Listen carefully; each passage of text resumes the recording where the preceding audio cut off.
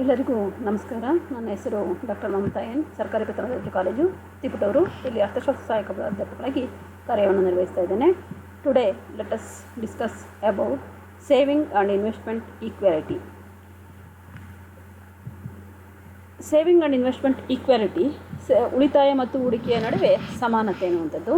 ಈ classical economics var of the view that saving and investment are always equal. They believed in the existence of fully employed economy. According to them, whenever there is inequality between saving and investment, it is brought to equality through the rate of interest. James Case differs with this classical view. According to him, the equality between saving and investment is brought about not through the mechanism of rate of interest but through the changes in income. He also disagrees with the classical view that when saving and investment are equal, the economy is in full employment equilibrium. According to Keynes, the equality between saving and investment can take place below or above the level of employment. The equality of saving and investment at full employment level is a rate of phenomena ಅಂತ ಹೇಳಿದ್ರೆ, ಅಂದರೆ ಇಲ್ಲಿ ಉಳಿತಾಯ ಮತ್ತು ಹೂಡಿಕೆ ಅನ್ನುವಂತಹದ್ದು ಇವೆರಡರ ಸಮತೋಲನದ ಮೂಲಕ ಸಾಂಪ್ರದಾಯಿಕ ಪಂಥದ ನಿರುದ್ಯೋಗ ಸಿದ್ಧಾಂತವನ್ನು ವಿವರಿಸಬಹುದು. ಸಾಂಪ್ರದಾಯಿಕ ಪಂಥದ ನಿರುದ್ಯೋಗ ಸಿದ್ಧಾಂತವನ್ನು ಇವರು ಉಳಿತಾಯ ಮತ್ತು ಹೂಡಿಕೆ ಮೂಲಕ ಯಾವ ರೀತಿ ಸಮತೋಲನವನ್ನು ತರುವ ಮೂಲಕ ಆರ್ಥಿಕ ವ್ಯವಸ್ಥೆಯಲ್ಲಿ ಪೂರ್ಣೋದ್ಯೋಗವನ್ನು ಸ್ಥಾಪನೆ ಮಾಡಬಹುದು ಅನ್ನೋದನ್ನು ಕ್ಲಾಸಿಕಲ್ ಎಕನಾಮಿಕ್ಸ್ ಅಂದರೆ ಸಾಂಪ್ರದಾಯಿಕ ಪಂಥದ ಅರ್ಥಶಾಸ್ತ್ರಜ್ಞರು ಹೇಳ್ತಾರೆ. ಆದರೆ ಉಳಿತಾಯ ಪೂರ್ಣವಾಗಿ ಹೂಡಿಕೆಯಾಗದಿದ್ದರೆ ಉದ್ಯೋಗಾವಕಾಶಗಳನ್ನು ಹೆಚ್ಚಿಸಲು ಅವಕಾಶವಿಲ್ಲದಿರುವುದರಿಂದ ಪೂರ್ಣೋದ್ಯೋಗ ಸಾಧನೆ ಆಗುವುದಿಲ್ಲ. ಅದರಲ್ಲಿ ನಾವು ಪ್ರಮುಖವಾಗಿ ಪೂರ್ಣೋದ್ಯೋಗ ಆಗಬೇಕು ಅಂತಂದರೆ investment it is brought equality through the rate of interest. ಅಂದರೆ ಉಳಿತಾಯ ಮತ್ತು ಹೂಡಿಕೆ ಅನ್ನುವಂತಹದ್ದು ಹೆಚ್ಚಾದಾಗ, ಅಂದರೆ ಉಳಿತಾಯ ಹೆಚ್ಚಾಗಿದ್ದೇ ಆದರೆ ಹೂಡಿಕೆ ಆಗೋದಿಲ್ಲ, ಹೂಡಿಕೆ ಆಗಲಿಲ್ಲ ಅಂದರೆ ಉದ್ಯೋಗಾವಕಾಶಗಳು ಸೃಷ್ಟಿಯಾಗೋದಿಲ್ಲ ಅನ್ನುವಂಥದ್ದು ಕೇನ್ಸ್ನ ವಾದ. ಆದ್ದರಿಂದ ಉಳಿತಾಯಗಳು ಹೂಡಿಕೆಗೆ ಸಮನಾಗಿದ್ದಾಗ ಮಾತ್ರ, ಉಳಿತಾಯ ಈಕ್ವಲ್ಸ್ ಹೂಡಿಕೆ ಆದರೆ, ಅಂದರೆ ಸೇವಿಂಗ್ ಈಕ್ವಲ್ಸ್ ಇನ್ವೆಸ್ಟ್ಮೆಂಟ್ ಆದರೆ ಮಾತ್ರ ಇಲ್ಲಿ ಉದ್ಯೋಗಾವಕಾಶಗಳು ಸೃಷ್ಟಿಯಾಗ್ತವೆ ಇರೋದು ಸಂಪ್ರದಾಯ ಪಂಥದವರ ನಿಲುವಾಗಿದೆ. ಸಂಪ್ರದಾಯ ಪಂಥದ ಅರ್ಥಶಾಸ್ತ್ರಜ್ಞರ ಪ್ರಕಾರ ಯಾವ ಹಣವೂ ವೆಚ್ಚವಾಗಿಲ್ಲವೋ, saving investment brought about through the mechanism rate of interest but through the changes in income. ಆದಾಯ ಅನ್ನುವಂಥದ್ದು ಬಡ್ಡಿ ದರವನ್ನು ಅವಲಂಬಿಸಿರುತ್ತೆ. ಆ ಬಡ್ಡಿ ದರ ಅನ್ನುವಂಥದ್ದು ಬದಲಾಗದೇ ಇದ್ದಾಗ ಆದಾಯ ಸಹ ಬದಲಾಗಲಿ. Also disagrees with the classical view that when saving and investment are equal. ಹಾಗಾಗಿ ಆದಾಯದಲ್ಲಿ ಯಾವುದೇ ರೀತಿಯ ಬದಲಾವಣೆ ಇಲ್ಲ ಅಂತಂದಾಗ ಬಡ್ಡಿ ದರದಲ್ಲೂ ಬದಲಾವಣೆ ಇರುತ್ತೆ. ಹಾಗಾಗಿ ಉಳಿತಾಯ ಮತ್ತು ಹೂಡಿಕೆಗಳು ಒಂದೇ ಸಮನಾಗಿರ್ತವೆ ಅನ್ನುವಂಥದ್ದು. The economy is in full employment equilibrium. ಆಗ ಆರ್ಥಿಕ ವ್ಯವಸ್ಥೆಯಲ್ಲಿ ಉದ್ಯೋಗಾವಕಾಶಗಳು ಸಹ ಪೂರ್ಣ ಪ್ರಮಾಣದಲ್ಲಿರ್ತವೆ. According to Keynes, the equality between saving and investment can take place below or above the level of employment. ಅದು ಪೂರ್ಣೋದ್ಯೋಗಕ್ಕಿಂತ ಮುಂಚೆ ಅಥವಾ ನಂತರ ಆಗುವಂತಹದ್ದು ಉಳಿತಾಯ ಮತ್ತು ಹೂಡಿಕೆ ಸಮನಾಗುವಂಥದ್ದು ಅಂತ ಹೇಳ್ತಾರೆ. The equality of saving and investment at full employment level is rare phenomena. ಆರ್ಥಿಕ ವ್ಯವಸ್ಥೆಯಲ್ಲಿ ಸಮಾನತೆ, ಉಳಿತಾಯ ಮತ್ತು ಹೂಡಿಕೆಯ ನಡುವೆ ಸಮಾನತೆ ಸಾಧ್ಯ ಆಗಿ ಪೂರ್ಣೋದ್ಯೋಗ ಸೃಷ್ಟಿಯಾಗುವಂಥದ್ದು ತುಂಬ ಅಪರೂಪದ ಸನ್ನಿವೇಶ ಅನ್ನುವಂಥದ್ದು ಕೇನ್ಸ್ನ ಒಂದು ವಾದ. ಅಂದರೆ ಸಾಂಪ್ರದಾಯ ಪಂಥೀಯರ ಅಭಿಪ್ರಾಯದಲ್ಲಿ ಬಡ್ಡಿ ದರ ಉಳಿತಾಯಕ್ಕೆ ದೊರೆಯುವಂತಹ ಪ್ರತಿಫಲ ಆಗಿದೆ. ಬಡ್ಡಿಯ ದರದ ಅಧಿಕವಾಗಿದ್ದಾಗ ಉಳಿತಾಯದ ಪ್ರಮಾಣ ಸಹ ಹೆಚ್ಚಾಗಿರುತ್ತೆ. ಬಡ್ಡಿಯ ದರ ಹೆಚ್ಚಾಗಿರೋದ್ರಿಂದಾಗಿ ಉಳಿತಾಯ ಹೆಚ್ಚಾಗುವುದರಿಂದಾಗಿ ಆರ್ಥಿಕ ವ್ಯವಸ್ಥೆಯಲ್ಲಿ ಕಡಿಮೆ ಪ್ರಮಾಣದಲ್ಲಿ ಹೂಡಿಕೆ ಆಗುತ್ತೆ. ಹೂಡಿಕೆ ಹಣಕ್ಕೆ ಉನ್ನತ ಬೇಡಿಕೆ ಇರುತ್ತೆ ಮತ್ತು ಬಡ್ಡಿಯ ದರ ಹೆಚ್ಚಿರುವಾಗ ಹೂಡಿಕೆ ಹಣಕ್ಕೆ ಬೇಡಿಕೆ ಕಡಿಮೆ ಇರುತ್ತೆ. ಯಾವುದೇ ಸಮಯದಲ್ಲಿ ಹೂಡಿಕೆಯು ಉಳಿತಾಯವನ್ನು ಮೀರಿದಾಗ ಬಡ್ಡಿಯ ದರವೂ ಸಹ ಹೆಚ್ಚಾಗುತ್ತೆ. ಆಗ ಉಳಿತಾಯ ಅಧಿಕಗೊಳ್ಳುತ್ತೆ ಮತ್ತು ಹೂಡಿಕೆ ಕುಸಿಯುತ್ತದೆ. ಪೂರ್ಣೋದ್ಯೋಗ ಅನ್ನುವಂಥದ್ದು ಮಟ್ಟದಲ್ಲಿ ಇವೆರಡೂ ಸಮನಾಗುವವರೆಗೆ ಇದೇ ಸ್ಥಿತಿ ಮುಂದುವರುತ್ತೆ. Saving and investment as full of employment ಅನ್ನುವಂಥದ್ದು. ಅದು Keynesian view of saving and investment equality. ಈ ಕೇನ್ಸ್ರವರ ಪ್ರಕಾರ ಉಳಿತಾಯ ಮತ್ತು ಹೂಡಿಕೆ ಯಾವಾಗ ಸಮನಾಗುತ್ತೆ? James Keynes has put forward two views of saving and investment equality. ಒಂದು definitional equality, definitional equality and functional equality. According to definitional equality ಪ್ರಕಾರ ಇವರ ಒಂದು ಉಳಿತಾಯ ಮತ್ತು ಹೂಡಿಕೆ ಯಾವ ರೀತಿ ಸಮನಾಗುತ್ತೆ ಅಂದರೆ, according to James Keynes, actual saving and actual investment are always and necessarily equal at any level of income. ಆದಾಯ ಯಾವುದೇ ಮಟ್ಟದಲ್ಲಿದ್ದರೂ ಸಹ ಉಳಿತಾಯ ಮತ್ತು ಹೂಡಿಕೆ ಸಮನಾಗಿರುತ್ತೆ. He writes in his book General Theory of Employment Interest and Money ಅನ್ನುವಂಥ ಪುಸ್ತಕದಲ್ಲಿ ಅವರು ಬರೀತಾರೆ. ಯಾವಾಗ ಬೇಡಿಕೆ ಮತ್ತು ಉಳಿತಾಯ ಮತ್ತು ಹೂಡಿಕೆಗಳು ಸಮನಾಗ್ತವೆ ಅಂತಂದರೆ ಎನಿ ಟೈಮ್ ಯಾವಾಗ ಬೇಕಾದರೂ ಅವು ಸಮನಾಗಬಹುದು ಅಂತ. Definition of saving and investment are necessarily equal in amount for the community as a whole, being different aspects of the same thing. ಇಲ್ಲಿ ಇವರು ಡೆಫಿನೇಷನ್ ಏನಂತ ಹೇಳ್ತಾರೆ ಅಂದರೆ, ಸೇವಿಂಗ್ ಮತ್ತು investment are necessarily equal amount for the community as a whole. ಒಂದು ಸಮುದಾಯಕ್ಕೆ ಸಂಬಂಧಪಟ್ಟಂತೆ ನಾವು ಹೇಳಿದಾಗ ಇಡೀ ಸಮುದಾಯದಲ್ಲಿ ಉಳಿತಾಯ ಮತ್ತು ಹೂಡಿಕೆ ಅನ್ನುವಂಥದ್ದು ಸಾಮಾನ್ಯವಾದಂತಹ ಅಂಶ. Being different aspect of the same thing. ಒಂದೇ ವಿಚಾರಕ್ಕೆ ಸಂಬಂಧಪಟ್ಟಂತೆ ಅಂದರೆ ಒಂದು ವಸ್ತುವಿಗೆ ಸಂಬಂಧಪಟ್ಟಂತೆ ಇದು ನೆರವೇರುತ್ತೆ ಅನ್ನುವಂಥದ್ದು. In order to prove it, ಈ defined saving in the current period as the excess of income over expenditure. ಅದು ಪ್ರಸ್ತುತದ ಒಂದು ಅವಧಿಯಲ್ಲಿ ಉಳಿತಾಯ ಮತ್ತು ಹೂಡಿಕೆ ಅನ್ನುವಂಥದ್ದು ಇನ್ಕಮ್ ಓವರ್ ಎಕ್ಸ್ಪೆಂಡಿಚರ್, ನಮ್ಮ ಆದಾಯಕ್ಕಿಂತಲೂ ಸಹ ಖರ್ಚನ್ನು ಕಳೆದ ನಂತರ ಉಳಿಯುವಂಥದ್ದು, ನಮ್ಮ ಆದಾಯದಲ್ಲಿ ಖರ್ಚನ್ನು ಕಳೆದ ನಂತರ ಉಳಿಯುವಂಥದ್ದು ಯಾವುದು ಉಳಿತಾಯ ಆಗಿರುತ್ತೆ ಅನ್ನುವಂಥದ್ದು ಇವರ ಅಭಿಪ್ರಾಯ. ಅದರ ಫಾರ್ಮುಲಾ ಏನಪ್ಪ ಅಂತಂದರೆ S equals Y minus C. Y ಅಂದರೆ ಇಲ್ಲಿ ಇನ್ಕಮ್ ಅಂತ, ಸಿ ಅಂದರೆ ಕನ್ಸಂಪ್ಷನ್, ಎಸ್ ಅಂದರೆ ಸೇವಿಂಗ್ಸ್. ಉಳಿತಾಯ ಈಕ್ವಲ್ಸ್ ಉಳಿತಾಯ ಈಕ್ವಲ್ಸ್ ರಾಷ್ಟ್ರೀಯ ಆದಾಯ ಅಥವಾ ಒಟ್ಟು ಆದಾಯ, ಮೈನಸ್ ಇಲ್ಲಿ ಸಿ ಅಂದರೆ ಕನ್ಸಂಪ್ಷನ್, ಅನುಭೋಗ ಅಂತ. ನಮ್ಮ ಆದಾಯದಲ್ಲಿ ನಮ್ಮ ಅನುಭೋಗವನ್ನು ಕಳೆದ ನಂತರ ಉಳಿಯುವಂತಹದ್ದು ಯಾವುದು ಉಳಿತಾಯ ಆಗಿರುತ್ತೆ. Here S stands for current saving, Y for current income, C current consumption ಅಂತ. As regard investment, it is the value of current output of capital goods together with the value of any addition to work in progress or the stock of finished goods. Keynes ಹೇಳುವಂಥದ್ದು ಏನಪ್ಪ ಅಂದರೆ ಇಲ್ಲಿ ಹೂಡಿಕೆ ಎನ್ನುವಂಥದ್ದು it is the value of current output of capital goods. ನಮ್ಮ ಏನು ಬಂಡವಾಳ ಆಧಾರಿತ ಸರಕುಗಳನ್ನು ಉತ್ಪಾದನೆ ಮಾಡಲಿಕ್ಕೆ ಇರುವಂತಹ ಉತ್ಪನ್ನದ ಮೌಲ್ಯ ಇದೆಯೋ ಅದಕ್ಕೆ ಈ ಒಂದು ಅಡಿಷನ್ ಆಗಿ ಅಥವಾ ಪ್ರಸ್ತುತವಾಗಿ ಸೇರಿಕೊಳ್ಳುವಂತಹ ಅಥವಾ ಮತ್ತೆ ನಾವು ಅದರ ಮೌಲ್ಯವನ್ನು ಆ್ಯಡ್ ಮಾಡುವಂತಹ ಒಂದು ಕೆಲಸದಲ್ಲಿ ಪ್ರೋಗ್ರೆಸ್ ಅಂದರೆ ಪ್ರಗತಿಯ ದರವನ್ನು ಇದು ತಿಳಿಸ್ಕೊಡುತ್ತೆ ಅಂತ. ಫಿನಿಶ್ಡ್ ಗುಡ್ಸ್ ಅಂದರೆ ಎಷ್ಟು ಸರಕುಗಳನ್ನು ನಾವು ಉತ್ಪಾದನೆ ಮಾಡಲಾಗಿದೆ ಅನ್ನುವಂಥದ್ದನ್ನು ತಿಳಿಸ್ಕೊಡುತ್ತೆ. Investment is equal to the output of the community minus consumptions. ನಮ್ಮ ಹೂಡಿಕೆ ಅನ್ನುವಂಥದ್ದು ಯಾವುದಕ್ಕೆ ಈಕ್ವಲ್ ಆಗಿರುತ್ತೆ ಅಂದರೆ ನಮ್ಮ ಒಟ್ಟು ಉತ್ಪನ್ನದಲ್ಲಿ ನಾವು ನಮ್ಮ ಅನುಭೋಗವನ್ನು ಕಳೆದ ನಂತರ ಉಳಿಯುವಂತಹದ್ದು ಅನ್ನುವಂಥದ್ದನ್ನು ಇನ್ವೆಸ್ಟ್ಮೆಂಟ್ ಆಗಿರುತ್ತೆ ಅನ್ನುವಂಥದ್ದನ್ನು ಅವರು ಹೇಳ್ತಾರೆ. ಅಂದರೆ ನಮ್ಮ ಒಟ್ಟು ಅನುಭೋಗದಲ್ಲಿ ನಾವು ಅನುಭೋಗವನ್ನು ಕಳೆದು ಉಳಿದಂತಹ ಹಣವನ್ನು ನಾವೇನು ಮಾಡ್ಬೋದು ಹೂಡಿಕೆ ಮಾಡಬಹುದು ಅನ್ನುವಂಥದ್ದು ಇವರ ಅಭಿಪ್ರಾಯ ಆಗಿರುತ್ತೆ. ಫಾರ್ಮುಲಾ ಫಾರ್ ಇನ್ವೆಸ್ಟ್ಮೆಂಟ್, ಹೂಡಿಕೆಯ ಒಂದು ಈಕ್ವೇಷನ್ಸ್ ಏನಿರುತ್ತೆ ಅಂತಂದರೆ I equals Y minus C. I ಅಂತಂದರೆ investment equals Y means income minus C consumption, where I stands for investment, Y for income and C for consumption. Keynesian equation for saving and investment, Y equals S equals Y minus C, I equals Y minus C. ಉಳಿತಾಯ ಅನ್ನುವಂಥದ್ದು ನಮ್ಮ ಆದಾಯದಲ್ಲಿ ಅನುಭೋಗವನ್ನು ಕಳೆದ ನಂತರ ಉಳಿಯುವಂಥದ್ದು.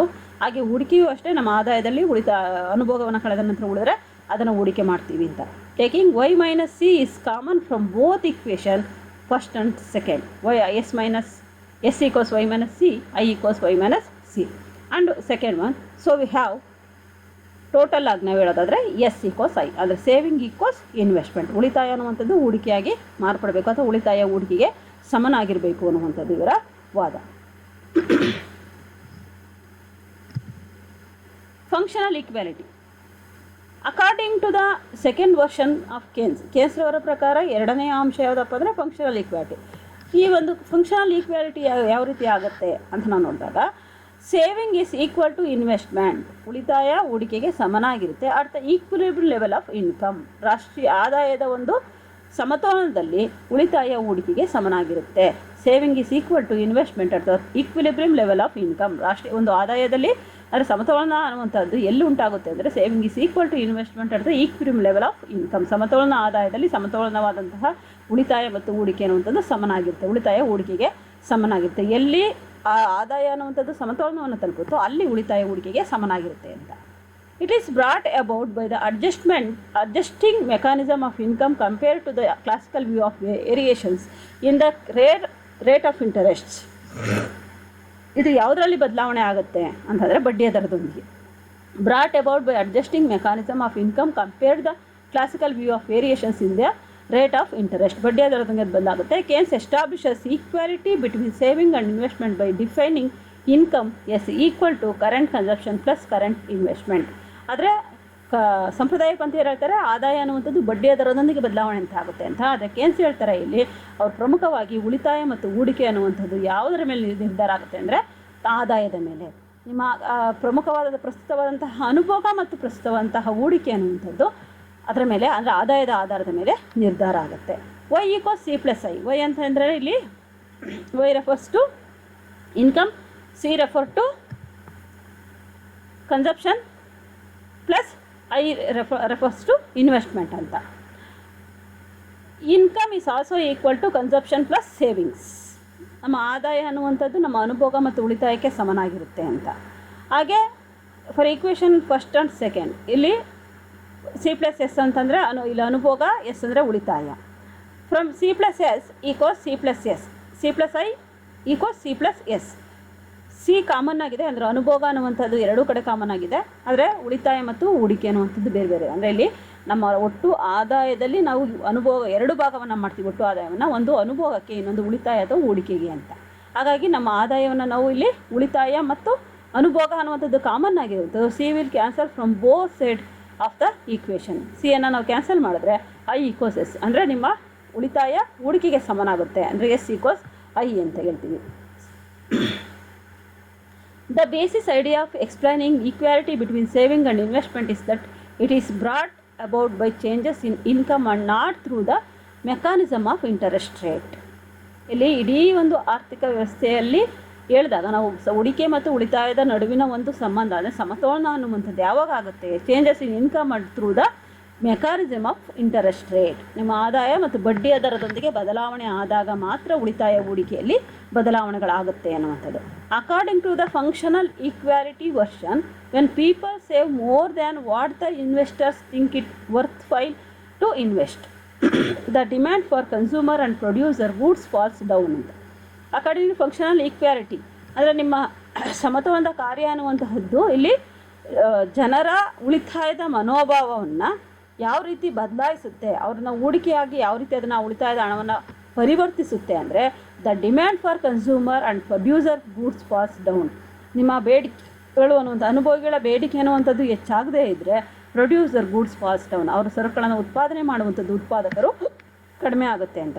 When the goods producer are not profitably sold, ಯಾವಾಗ ಉತ್ಪಾದಕರ ಸರಕುಗಳು ಸರಿಯಾದಂತಹ ಲಾಭಕ್ಕೆ ಬದಲಾವಣೆ ಅಂದರೆ ಮಾರಾಟ ಆಗೋದಿಲ್ವೋ ಆಗ the entrepreneurs curtail production of goods and the national income falls. ಆವಾಗ ಸಹಜವಾಗಿ ಉದ್ಯಮ ಸಾಹಸಿಗಳ ಒಂದು ಉತ್ಪಾದನೆ ಅನ್ನುವಂಥದ್ದು, ಸರಕುಗಳ ಉತ್ಪಾದನೆ ಅನ್ನುವಂಥದ್ದು ಏನಾಗುತ್ತೆ? ಸಹಜವಾಗಿ ಕಡಿಮೆ ಆಗುತ್ತೆ. ಕಡಿಮೆ ಆದ್ದರಿಂದ ರಾಷ್ಟ್ರೀಯ ಆದಾಯವು ಸಹ ಕಡಿಮೆ ಆಗುತ್ತೆ. If investment is more than saving, ಯಾವಾಗ ನಮ್ಮ ಆದಾಯ ಹೂಡಿಕೆಗೆ ನಮ್ಮ ಉಳಿತಾಯ investment is more than saving, ಹೂಡಿಕೆಗಿಂತಲೂ ಹೆಚ್ಚಾಗುತ್ತೆ ಉಳಿತಾಯ, ದ ನ್ಯಾಷನಲ್ ಇನ್ಕಮ್ ರೈಸಸ್. ನಮ್ಮ ಹೂಡಿಕೆ ಹೆಚ್ಚಾದದ್ದೇ ಆದರೆ ಸಹಜವಾಗಿ investment is more than saving ಅಂತಂದರೆ ನಿಮ್ಮ ಉಳಿತಾಯಕ್ಕಿಂತಲೂ ಹೂಡಿಕೆ ಹೆಚ್ಚಾದದ್ದೇ ಆದರೆ ಸಹಜವಾಗಿ ರಾಷ್ಟ್ರೀಯ ಆದಾಯ ಏನಾಗುತ್ತೆ? ಹೆಚ್ಚಾಗುತ್ತೆ. The process of changes in income, saving and investment continues still saving and investment are in equilibrium. ಅಂದರೆ ನಾವು ಉಳಿತಾಯಕ್ಕಿಂತಲೂ ಸಹ ಹೂಡಿಕೆಯನ್ನು ಹೆಚ್ಚು ಮಾಡ್ತಾ ಹೋದರೆ ಉತ್ಪಾದನೆ ಹೆಚ್ಚಾಗುತ್ತೆ, ಉದ್ಯೋಗಾವಕಾಶಗಳು ಹೆಚ್ಚಾಗ್ತವೆ.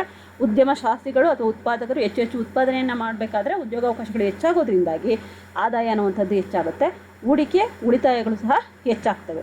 ಹಾಗಾಗಿ saving and investment continues still saving and investment are equilibrium, ನಾವೆರಡೂ ಸಹ ಸಮತೋಲನವನ್ನು ಕಾಯ್ದುಕೊಳ್ತವೆ.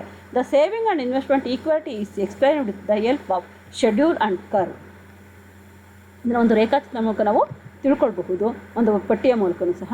Schedule for saving and investment equality, ಈ ಒಂದು ಶೆಡ್ಯೂಲಲ್ಲಿ ನೀವು ನೋಡ್ತಾ ಇದ್ದರೆ ಇನ್ಕಮ್ 200, 200, 400, 600, 800, 1000, 1200, 4400, 1600, 1800ಗೆ ಅಂದರೆ 200 ಲೆವೆಲ್ಲ ಒಂದು ವೇರಿಯೇಷನಲ್ಲಿ ಹೆಚ್ಚಾಗ್ತಲೇ ಹೋಗ್ತಾ ಇದೆ.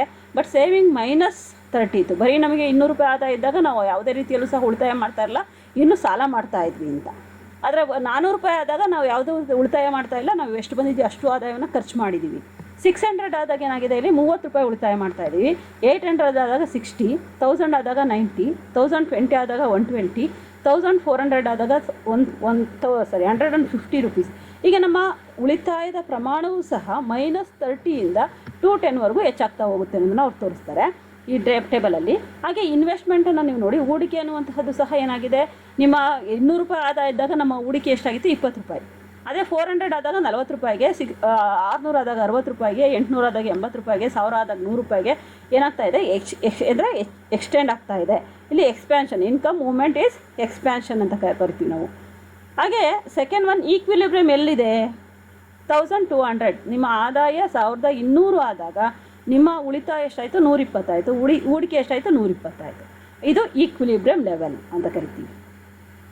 ಹಾಗೆ ಮುಂದುವರೆದಂತೆ ನಿಮ್ಮ ಆದಾಯ ಅನ್ನುವಂತಹದ್ದು 1400ಕ್ಕೆ ಹೆಚ್ಚಾಗಿದೆ, ಆದರೆ ಉಳಿತಾಯ ಅನ್ನುವಂಥದ್ದು 120ರಿಂದ 150ಕ್ಕೆ ಹೆಚ್ಚಾಗಿದೆ. ಅಂದರೆ 140 ಆಗಬೇಕಿತ್ತಲ್ಲ ಆ್ಯಕ್ಚುಲಾಗಿ, ಆದರೆ ಇಲ್ಲೇನಾಗಿದೆ 150 ಅಂದರೆ ಇನ್ನೂ 10 ರೂಪಾಯಿ ಹೆಚ್ಚು ಉಳಿತಾಯವನ್ನು ನಾವು ಮಾಡಿದ್ದೀವಿ. ಆದರೆ ಇನ್ವೆಸ್ಟ್ಮೆಂಟು 140 ಆಗಿದೆ.